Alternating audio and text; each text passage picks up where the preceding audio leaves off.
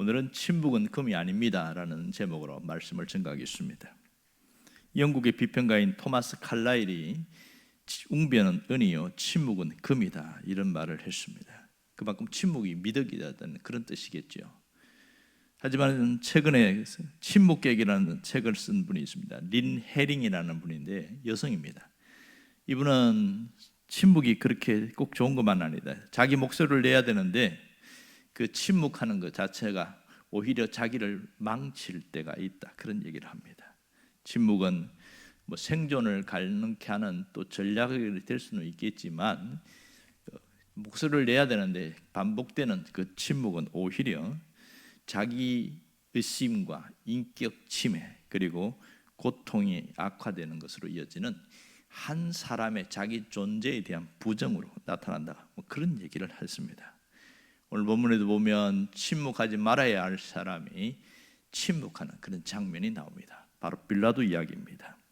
빌라도가 왜 침묵을 했을까? 이것이 오늘 주안점입니다. 상황은 이렇습니다. 예수님에 대한 적개심을 가진 이 기독권들이 불법 재판, 억지 재판을 한 이후에 예수님을 빌라도에게로 끌고 옵니다. 그리고 재판을 해달라는 것이죠. 그리고 그들은 가짜 증인과 가짜 문서를 만들어서 신문을 하고 이렇게 고발하고 있습니다. 마태복음에는 예수님의 신문 내용이 굉장히 짧습니다. 별로 나오지 않습니다. 그런데요, 거짓 증인에 대한 이야기가 누가복음 23장에 보면 자세하게 나옵니다. 거짓 증인들이 와서 무슨 얘기를 하냐면 가짜 이야기, 잘못된 이야기를 하는데 세 가지를 이야기하고 있습니다. 누가복음 23장 2절에 보면 고발하는 내용이 세 가지로 자세하게 나오는데 하나는 이 사람은 백성들을 미혹했다 이렇게 이야기합니다. 사람들의 마음을 훔쳤다는 것이죠. 또 하나는 가이사에게 세금을 바치지 말라고 했다는 겁니다. 명백한 잘못인데 그렇게 거짓 증언했습니다. 세 번째는 예수님이 자칭 자기가 왕이라고 그랬다. 그리스도가라고 이렇게 했다. 이러면서 말을 합니다. 그들은 말을 비틀어서 예수님이 했던 것을 거짓으로 고발했습니다. 종교 지도자들은 그게 맞다고 맞장구까지 치기도 했습니다. 이렇게 거짓 증인들이 이야기했을 때 빌라도가 한 얘기가 뭘까요? 13절에 보면 이렇게 말합니다. 그들이 너에게 얼마나 많은 것으로 증언하는지 듣지 못하였느냐. 그러면서 예수님에게 자기 방어를 위한 변론권을 줍니다. 그런데 예수님은 한마디도 말씀하지 않으십니다. 그때 이 총독이 크게 놀라워하더라 이렇게 말합니다. 보통 사람들은 자기의 억울함을 호소하라고 기회를 주면 구구절절 그 이야기를 하는데 예수님은 단 한마디도 하지 않았다는 거죠. 왜 그랬을까요? 이것이 가짜이기 때문에 말할 필요가 없다는 그런 뜻입니다. 빌라도는 다시 한번 자신이 직접 신문해 보니까 이 종교 지도자들이 하는 말들이 잘못되었다는 것을 알고 있었습니다. 그럼에도 불구하고 그것을 다시 바로잡으려는 그런 시도를 전혀 한 적이 없습니다. 누가복음 23장에 보면 빌라도가 대제사장과 무리들에게 이렇게 말합니다. 내가 보니 그는 죄가 없다 이렇게 명백하게 이야기를 하고 있습니다. 그러니까 무죄 입장을 정확하게 얘기했으면 죄가 없다 그랬으면 풀어줘야 되잖아요. 그런데 끝이에요. 그 말 한마디로 끝나는 겁니다. 빌라도는 침묵을 한 거죠. 이 재판에 대해서 잘못된 것을 잘못됐다고 하고 바로 잡지 않고 그냥 끝난 겁니다. 왜 이렇게 침묵을 했을까? 그것은 두 가지 이유가 있습니다. 하나는 빌라도가 가진 야망 때문에 그렇습니다. 그는 이 로마에서 여기로 총독으로 왔지만 총독으로 있다가 다시 로마 원로원에 진입하고 사는 그런 개인적 야망이 있었습니다. 승진에 대한 야망이었죠. 그래서 어떻게 하든지 여기서 뭐 좀 대충 해서 어떤 로마로 가서 내가 또 크게 원로원 자리를 차지해야 되겠다. 뭐 그런 마음이 있었기 때문에 정당하고 올바른 것에 대한 재판하지 않았다는 겁니다. 결국은 유대인들의 눈치를 보았다는 것이죠. 이 빌라도의 본명이 본디오 빌라도입니다. 이 빌라도는 당시에 유대에 파견된 5번째 총독이었습니다. 그 빌라도에게는 이 총독에게 막강한 권한이 있는데, 첫 번째는 사형 집행권이 있습니다. 사형을 시킬 수도 있고 안 할 수도 있는 막강한 권한이 있습니다. 그 다음에는 사내들인 공회, 그 공회원들이 했던 결정을 뒤집을 수 있는 권한을 갖고 있었습니다. 그리고 또 하나 가장 큰 것은 종교 임명권입니다. 다시 말해서 대제사장을 직접 임명할 수 있는 권한을 갖고 있습니다. 절대 권력을 가진 자입니다. 이렇게 재판장의 절대 권력의 자리에 있어서 죄가 없다고 공식 선언했으면 그것으로 석방을 하는 게 맞잖아요. 그런데 재조사를 하거나 재판결을 하지도 않았습니다. 그냥 상황으로 여기서 그냥 유야무야 넘어가면서 뒤에 이어지는 얘기를 보면 명절, 6월절 명절이니까 가석방, 우리 광복절 특사 이런 것처럼 말입니다.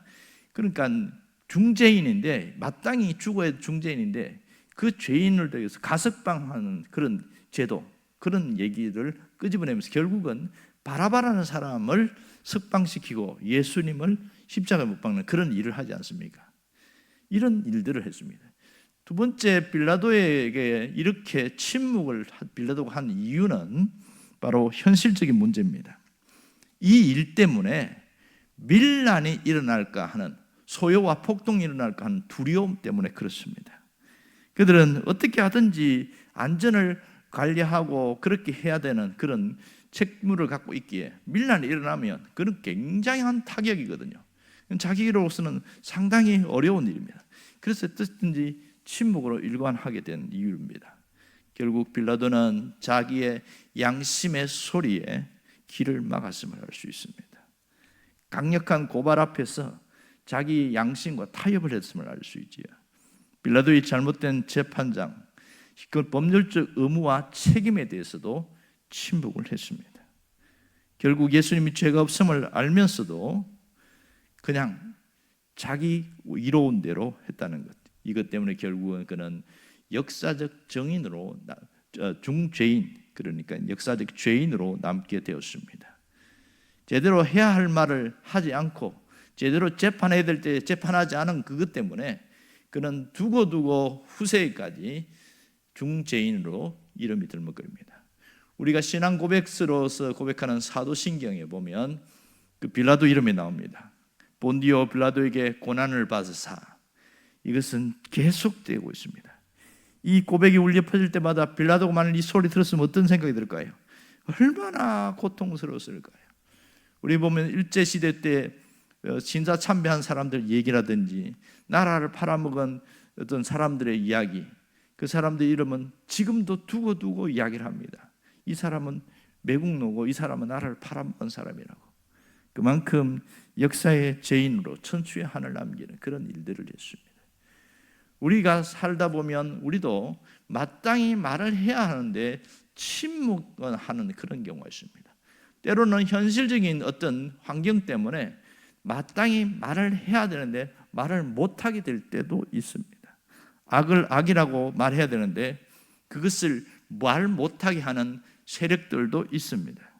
성경은 악이라고 말하지만 우리는 이것이 잘못됐다고 지적하지 못하는 일들도 우리에게 사회 이슈로 많이 등장하고 있습니다. 예를 들면 키어 축제 같은 겁니다. 서울과 대구와 부산 이런 전 큰 대도시마다 키어 축제가 이렇게 들불처럼 퍼져나가고 있습니다. 동성애를 합법화하는 법안을 제출하고 있습니다. 이게 잘못되었지만 그것을 그냥 그런가 보다 하고 지나가는 경우가 굉장히 많습니다. 개인적인 어떤 일에 대해서도 마땅히 해야 할 일을 하지 않고 침묵하는 일들이 성경에 나옵니다. 누가복음 10장에 보면 강도 만난 사람 이야기가 나옵니다. 예루살렘에서 여리고로 내려갔는데 강도를 만납니다. 거기 강도가 자주 출몰하니까요. 그때에 제사장이 그걸 보고 예루살렘으로 올라가는 길에 보고 피를 흘리고 있는데도 그냥 지나가 버렸어요. 레인도 그냥 지나가 버렸어요. 왜 그랬을까? 자기가 이 아픈 사람을 만나서 이렇게 치료를 어떻게 하려고 했는데 죽어버렸으면 이 사람은 제사장도 그렇고 레인도 그렇고 자기의 책무를 감당할 수 없고 오히려 정결의식을 하면서 7일 동안 아무 일도 못하는 그런 일이 생깁니다. 자기에게 굉장한 손해가 생기니까 못하는 겁니다. 우리가 성경을 봐서 알듯이 사마리아 사람이 그걸 보고 깜짝 놀래가지고 피를 닦아주고 그리고 막 포도주를 갖고 이렇게 상처를 치료해주고 그거 갖고 안 되잖아요. 주막에 가서 돈을 데나리온 둘 주면서 내가 지금 바쁜 일 때문에 가는데 꼭 좀 잘 돌봐달라, 뭐 그런 얘기를 하고 있습니다. 결국은 우리가 마땅히 해야 할 일에 대해서도 하지 않고 침묵으로 일관하거나 회피하는 경우도 있더라, 그런 얘기입니다. 자, 예수님은 분명히 해야 할 말에 대해서는 정확하게 말씀하심을 우리가 알 수 있습니다. 여기 11절에 보면 빌라도가 뭐라고 합니까? 네가 유대인의 왕이냐 이렇게 묻습니다. 그때에 내 말이 옳도다 그러면서 정확하게 이야기합니다. 하지만 대제사장과 장로들이 고발하는 그 말에 대해서는 아무 말도 하지 않았습니다. 왜냐하면 그 자체가 거짓이기 때문에 말할 필요가 없다는 얘기죠. 여기 나오지 않지만 요한복음 18장에 보면 빌라도가 이런 질문을 합니다. 진리가 뭐냐 이렇게 묻습니다. 그때도 예수님이 아무 대답하지 않습니다. 왜냐하면 예수님 자신이 진리이기 때문에 그 말을 말할 필요가 없는 거죠. 마치 이렇게 표현하는 분들이 있더라고요. 답안지를 들고 있으면서 이 답이 뭐지? 이러면서 묻는 것과 똑같다는 겁니다. 그는 그리스도는 진리라고 우리가 알고 있습니다. 오늘 하나님이 우리에게 원하는 게 뭘까요? 그것은 빌라도처럼 살지 않기를 원하는 것이죠. 마땅히 소리를 내야 할 그때에 침묵하는 자가 되지 말라는 겁니다. 나 침묵하는 이유가 뭘까요? 나만 살아야 되겠다는 거죠. 내가 손해보지 않아야 되겠다는 겁니다. 그 속에는 비겁함도 들어있을 수 있고 이기심도 들어있을 수 있습니다. 우리가 그런 삶을 살지 말기를 기도해야 합니다. 또한 사람에 대한 두려움 때문에 침묵하지 않도록 기도할 필요가 있습니다. 예수님은 어떤 상황에도 예와 아니오를 분명하게 말을 했습니다. 그렇게 또 살아야 되는데 그것에 대해서도 뭐 민감한 질문들이 있는 거죠. 어떤 분이 최근에도 그런 질문을 하더라고요. 목사님, 술을 먹어도 됩니까? 안 됩니까? 이러면서 어떤 단답형의 질문을 하는 거예요. 왜 그럴까요? 이제 사람들 두 가지죠. 성경에는 술 먹으면 죄라는 얘기가 표현이 없거든요. 그 표현이 없으니까 술 먹어도 되지 않느냐는 그런 뉘앙스겠죠. 그러나 성경에 보면 술 취하지 말라고 명백하게 이야기하고 있거든요. 그러니까 저는 뭐 소주 2잔, 2병 먹어도 안 취합니다. 그러니까 술을 안 취했으니까 괜찮은 거 아닙니까? 뭐 이런 식인 거예요. 참 답답하지. 그러면 아전인수식으로 얘기를 하고 마땅히 잘못된 것을 얘기를 해야 되는데 가만히 있는 거예요. 그런 경우도 있지만 사실은 이거보다 더 심각한 건 뭐냐면 불평과 불만의 소리입니다. 교회 안에서 어떤 자기 주장이 이루어지지 않을 때문에 불평과 불만을 막 토로하는데 그걸 두고 가만히 있는 사람들이 있습니다. 이때는 절대로 침묵하면 안 되거든요. 그런 소리 하지 말라고 얘기를 해야 되는데 그냥 가만히 있어요. 교회 밖에서도 마찬가지입니다. 어떤 사람에 대해서 비난하는 소리, 이것이 떠도는 소문을 가지고 그렇게 얘기하는데 그냥 가만히 듣고만 있는 사람이 있습니다. 이것은 정말로 잘못된 일이지요. 침묵하지 말고 분명히 그만하라고 이야기하든지 그 소리를 왜 하냐고 나한테 야단치든지 분명하게 말을 해야 되는데 하지 않는 경우, 이것은 상당히 심각한 문제라는 겁니다. 우리가 신앙 안에서 바로 서는 것은 늘 말씀만 머릿속에 외운다고 되는 것이 아니고 삶으로 우리가 분명히 해야 할 말은 하지만 또 침묵해야 될 때는 있습니다. 그러나 이 부분을 예와 아니오를 정확하게 할 수 있어야 되는 겁니다. 오늘 우리가 빌라도처럼 그렇게 사는 자가 되지 않기를 바라는 주님의 마음을 기억하시길 바랍니다. 기도하겠습니다.